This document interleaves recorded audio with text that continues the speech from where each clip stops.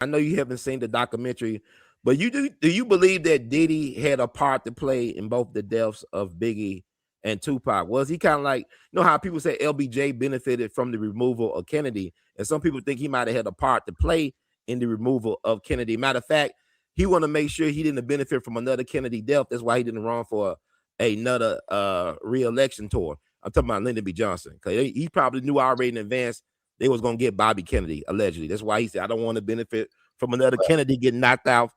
But do you think Diddy had a part to play in both I deaths? do believe that about LBJ, but I don't believe that. You're saying Puffy, if Puffy had a part in, Yeah.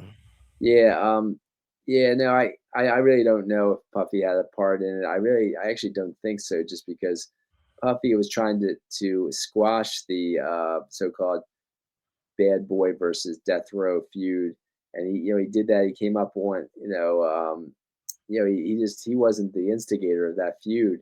So I don't think he did. I think he was, I don't think he was apolitical for a while. He did try to get involved in the Hip Hop Summit Action Network, which was a very political group, by started by some democratic socialists, and it had some real political people. And I think Manning Marable from Columbia University was a Mhm. democratic socialist who was part of it. But also lots of big rappers started joining it, and when each of the I document how when each of these rappers started joining it, they the government attacked them, and they did attack. Someone did attack Puffy over that. They put Shine in prison, when some the top informant in that situation, the guy they had speak out in court, was the guy that attacked Puffy.